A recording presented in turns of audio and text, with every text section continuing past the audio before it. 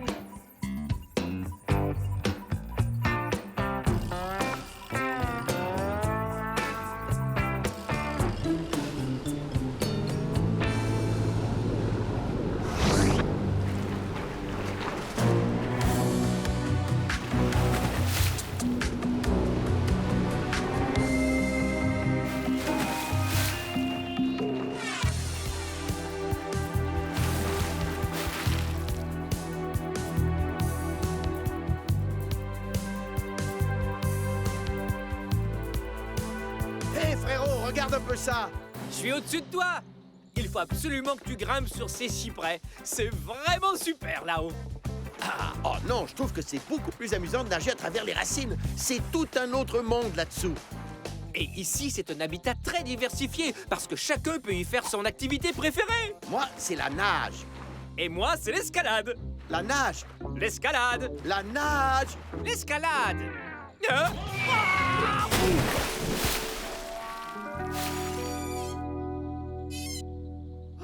Une jeune loutre de rivière.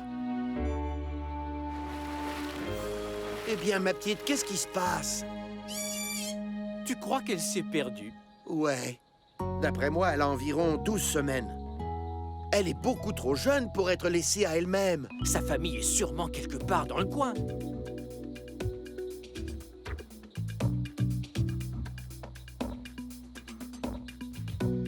Je ne vois rien. Elle a faim, mais elle ne sait pas encore comment attraper le poisson. Évidemment, les loutres doivent apprendre à attraper les poissons. Et elle est trop jeune pour l'avoir déjà appris. Alors on va lui enseigner les secrets de la pêche. Montrons-lui ce qu'il faut faire pour... Apprendre plusieurs choses s'ils veulent survivre dans leur environnement naturel. Alors commençons tout de suite. Ouais, observe-moi bien, petite loutre.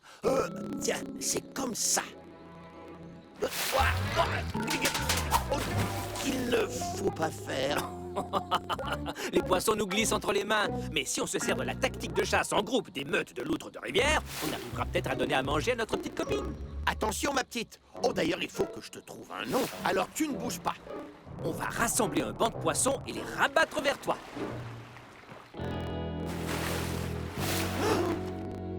Elle a réussi. Bravo.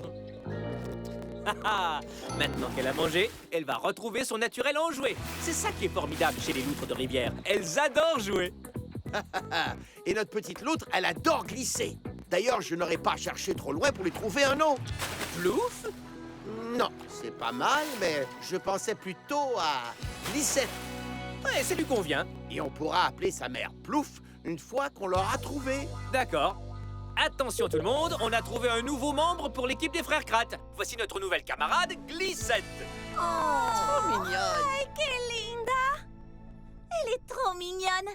Il faut que vous l'emmeniez sur le Tortuga, que je la prenne dans mes bras. Mais on ne peut pas, Viva. Sa mère et le reste de sa meute sont sûrement quelque part dans le coin. Et si on veut les retrouver, il va falloir qu'on fasse rapidement. D'ailleurs, pourquoi vous ne venez pas nous donner un petit coup de main? Ouais, d'accord, super. Mais d'abord, il faut que j'entre les pouvoirs de la loutre dans le programme du costume multipouvoir.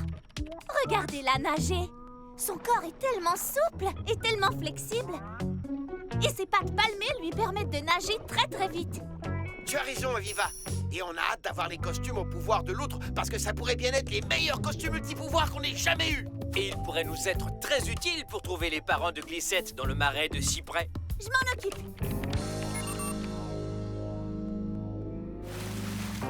Salut toi. Allez, glisse dans l'eau, Glycette, et allons chercher ta famille. Ils sont sûrement ici quelque part. Oh, elle a l'air d'avoir faim. Je vais grimper là-haut. De là, ce sera plus facile de repérer les poissons. Non mais tu n'y es pas du tout, Chris. Elle cherche une glissoire pour glisser. Tiens, regarde celle-là, Glissette. Je suis sûr que tu vas t'amuser là-dessus. Ouais!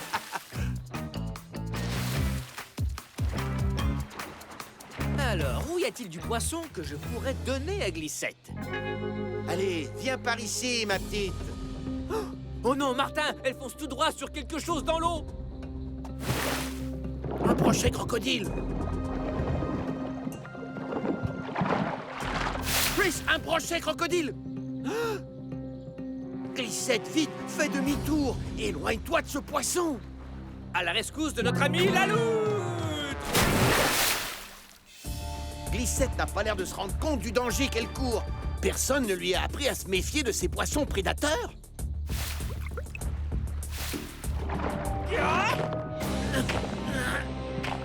Oh oh!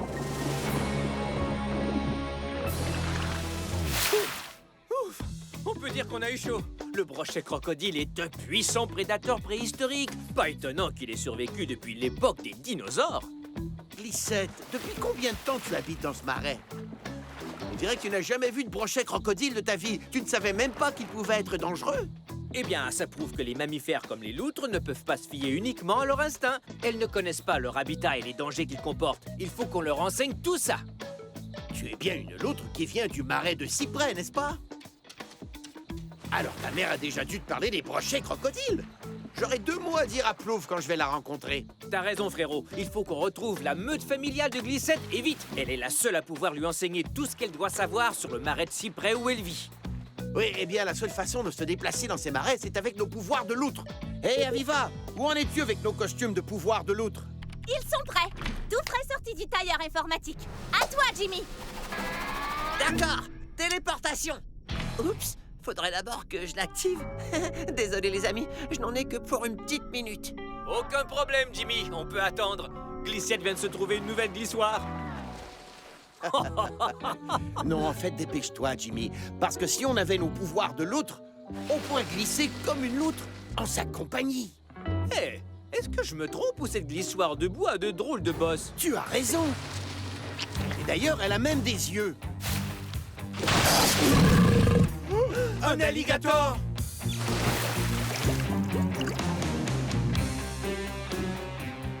Jimmy, envoie-nous les disques de pouvoir de la loutre tout de suite.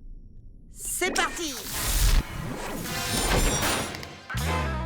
Activation des pouvoirs de la loutre!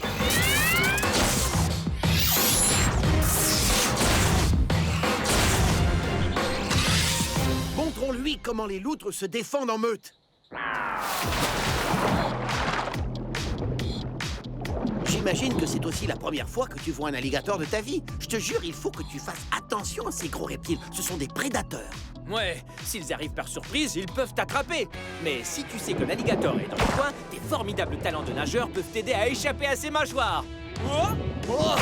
Mais une fois qu'il a perdu l'effet de surprise, l'alligator n'insiste pas. Il sait qu'il ne peut pas t'attraper. Oh, il est clair que Glissette ne sait absolument pas comment survivre dans ces marais. En fait, c'est comme si elle ne venait pas de cette région. Je sais, mais c'est impossible. Sinon, comment elle se serait retrouvée ici? Allez, viens, sa famille doit sûrement se trouver quelque part dans ce marais. Alors, trouvons-les.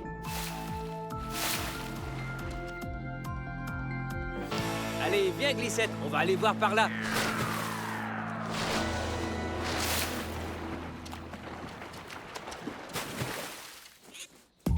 Qu'est-ce que tu as, Glissette?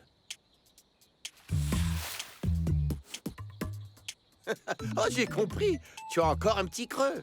Hé, frérot, on dirait qu'elle veut attraper un plus gros poisson.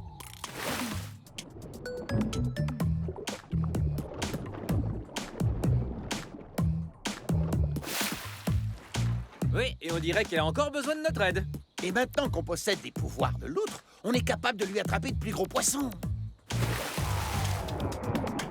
Ok, voilà comment il faut faire. On doit travailler en équipe. Oh, tu vois ce crapet harlequin? Je vais nager devant lui pour attirer son attention. Et toi, tu surgis derrière lui et tu l'attrapes. Compris? Non, Glissette, toi, tu restes là. Chris, j'aurais besoin de toi. Oh, reste ici, Glissette. Attends que Martin soit en position. Hé, regarde-moi. Allez, attrape le poisson. Quelqu'un t'a volé ton poisson. Un balbuzard. Waouh! Le balbuzard est un rapace pêcheur tout à fait extraordinaire. Hé, Cookie, Jimmy, il faut que vous voyiez ça. Hein? Attention, en voilà un autre. Le balbuzard a une vue incroyablement perçante. Il peut repérer un poisson dans l'eau, même à travers le reflet du soleil à la surface. Ensuite, il plonge, Et fonce en piqué sur sa proie. il ramène ses pattes vers l'avant et s'approche du poisson. Il plonge ses pattes griffues dans l'eau et s'empare du poisson. Puis il remonte les pattes et sort le poisson hors de l'eau. Le balbuzard peut facilement retenir sa proie parce que ses doigts possèdent de petits crochets et bien sûr des griffes acérées. Ensuite, le balbuzard va se percher pour manger sa proie. Quel beau spectacle. Je pourrais regarder des balbuzards attraper des poissons toute la journée. Tu vois, Glissette, les balbuzards ont leur méthode pour attraper le poisson et les loutres, elles, ont une autre méthode. Allez, viens avec nous. Allons chasser le poisson sous l'eau à la façon des loutres. Et ensuite... elle ne m'a même pas écouté. Oh non, bien au contraire. Elle a réussi. Glissette a attrapé son premier poisson toute seule. Eh bien, Chris, ça veut dire qu'on s'y prend bien pour enseigner à cette jeune loutre comment survivre dans le marais de cyprès. Ouais, quand on va la ramener auprès de sa famille, sa mère va être contente de voir qu'on lui a appris autant de choses. Comment attraper les poissons, éviter les brochets crocodiles et nager en cercle autour d'un alligator. Attends, tu as entendu ça? Ce sont des cris de loutre. Qu'est-ce que tu as dit? J'en sais rien. Tiens, c'est sûrement la famille de Glissette. Tu vois, Glissette, on t'avait promis de te ramener à ta famille. Eh bien, regarde, ils sont là. Allez, va retrouver ta maman. Te revoilà chez toi, Glissette, vivant en liberté au milieu du marais de cyprès.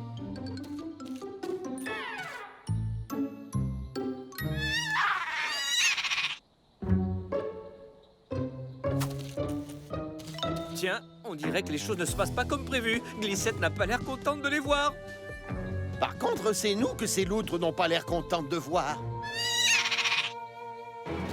Elles nous attaquent. Je ne pense pas qu'il s'agisse de la famille de Glissette. Vite, sauvez-vous, les amis. Allons-y, Glissette. Direction le Tortuga. Et moi, je vais les ralentir. Et c'est dans des moments comme ça qu'on se rappelle que les loutres font partie de la grande famille des fouines. Elles sont rapides, robustes et elles savent se battre. Oh, d'accord, je crois que j'ai compris la situation. Ici, c'est votre coin du marais de cyprès, c'est ça? Et vous ne voulez pas que des loutres inconnues viennent voler votre poisson. Vous ne faites que défendre votre territoire, et c'est tout à fait normal. En fait, le plus drôle, c'est que moi, je ne suis pas une vraie loutre. Et le poisson cru, c'est pas le plat que je préfère. Attendez, j'aime beaucoup les loutres. Pourquoi vous ne m'aimez pas, vous?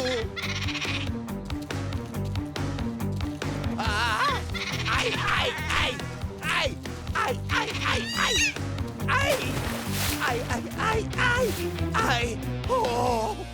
Donc c'est là la limite de votre territoire. Une chose est sûre, vous n'êtes pas la famille de Glissette. Et ici, c'est pas son territoire. Alors, d'où peut-elle bien venir? Ça, c'est le Tortuga. Je suis sûr que ça va te plaire. Il y a une jolie garderie confortable pour les petits animaux égarés comme toi.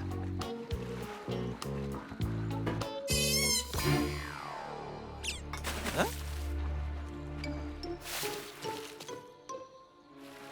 Mais qu'est-ce qui ne va pas, Glissette? Le Tortuga ne te plaît pas? La meute de loutre m'a poursuivi, j'ai eu chaud. Martin, on a un problème de plus. Où ça? Juste là. Glissette ne veut surtout pas s'approcher du Tortuga. Il a l'air de la terrifier. Mais pourquoi Glissette aurait-elle peur du Tortuga? Oh, pobrecita. Le mignon petit bébé loutre aurait peur du gros méchant bateau tortue? Est-ce qu'elle aurait peur des tortues géantes? Non. Peut-être qu'elle a déjà été effrayée par un gros bateau. Peut-être qu'un bateau a déjà failli l'écraser. En tout cas, tout ça est un vrai mystère. Le mystère du bébé loutre perdu. Bon, alors examinons les indices. 1. Notre amie, la jeune loutre, a peur des gros bateaux. 2. Là où nous l'avons trouvée, ce n'était pas son territoire, puisqu'elle n'appartenait pas à la meute qui s'y trouvait. Quoi? Elle n'a pas l'air de connaître le marais de cyprès et elle semble n'avoir jamais vu de brochet crocodile ou d'alligator de sa vie. Oh, alors peut-être... Qu'elle vient d'une autre région. Hein? Eh bien, si cette petite loutre ne vient pas d'ici, il y a un moyen très sûr de le savoir. Je vais prélever un échantillon de l'ADN du glycette et je vais le comparer avec l'empreinte génétique des loutres qui vivent dans les marais de cyprès. Elle devrait être pratiquement identique. Mais une petite différence pourra indiquer que glycette vient d'une autre région. Ils ne sont pas tout à fait identiques. Ça veut dire que Glycette vient probablement d'ailleurs? Et ça veut aussi dire qu'on a cherché sa famille au mauvais endroit. Mais alors, d'où vient-elle? Ok, pour le savoir, il faut comparer les caractéristiques génétiques de Glycette avec celles des autres populations de loutres de rivière vivant dans toute l'Amérique du Nord. Ça y est, j'ai trouvé! Glycette vient... des terres boisées du Nord! Ce n'est pas la porte à côté. Oh que non, c'est à 1600 km d'ici. Elle n'aurait jamais pu marcher jusqu'ici. Ni venir à la nage. Alors comment a-t-elle pu arriver jusqu'ici? Eh bien, si on arrive à trouver exactement d'où elle vient, on aura la réponse à cette question. Je vais envoyer un message d'urgence à nos collaborateurs dans les terres boisées du Nord. En attendant d'en savoir un peu plus, on n'a qu'à embarquer dans le Tortuga et s'envoler vers le nord. Oh, Mais la peur du tortuga! oh, j'avais oublié. Je crois que j'ai une idée. Oh, jamais Glycette ne voudra embarquer dans le Tortuga. Elle en a bien trop peur. Oui, mais on ne peut pas la ramener à la nage, ça prendra trop de temps. Il va falloir voler, mais dans un autre appareil que le Tortuga. Et si on la ramenait là-bas avec la fusée? J'ai compris, la fusée ne lui plaît pas non plus. Et pourquoi pas la motogap?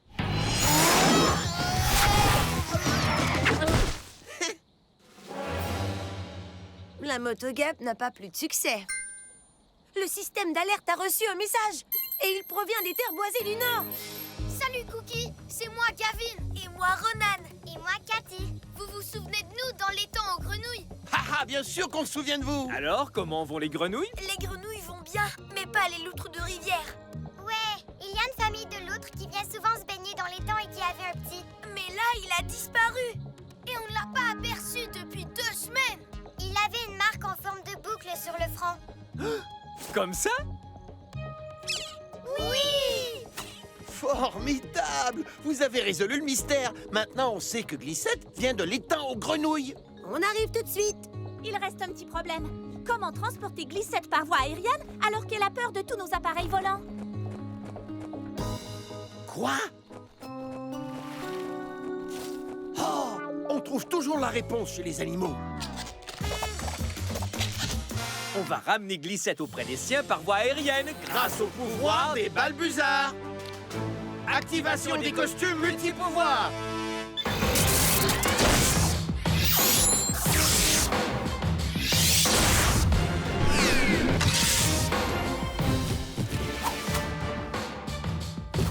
Et voilà, on est prêt pour le décollage. Hé! Mais où est passée Glycette? J'en sais rien. Tu crois qu'elle a disparu? Elle pourrait être n'importe où. Il y a bien des chances qu'elle soit retournée dans l'eau, où il y a plein de prédateurs. Ne vous inquiétez pas, on va la retrouver. Bonne chance! Tu vois quelque chose? Oh, impossible! Le reflet du soleil sur l'eau m'empêche de voir. Est-ce que tu penses à la même chose que moi, frérot? Oh ouais, y a pas de doute. Activation De la vision anti-reflet du balbuzard. Waouh! Avec la vision du balbuzard, on peut voir absolument tout ce qui se déplace dans l'eau. Oh, tiens, voilà Glycette! Je l'attrape.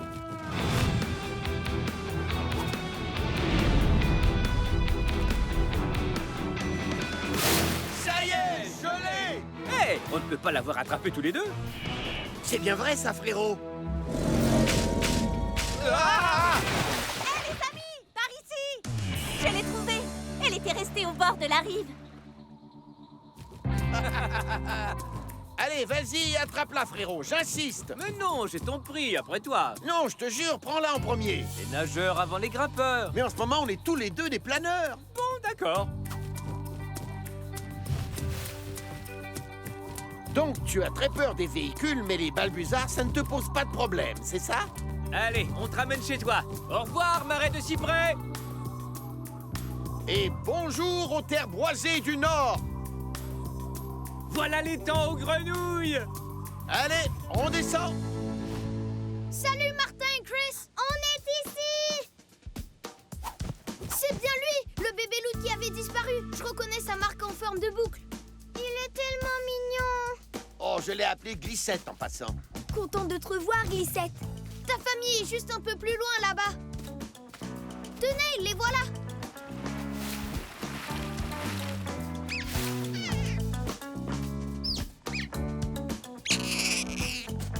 Très bien, Glissette. C'est maintenant l'heure de retourner parmi ta meute.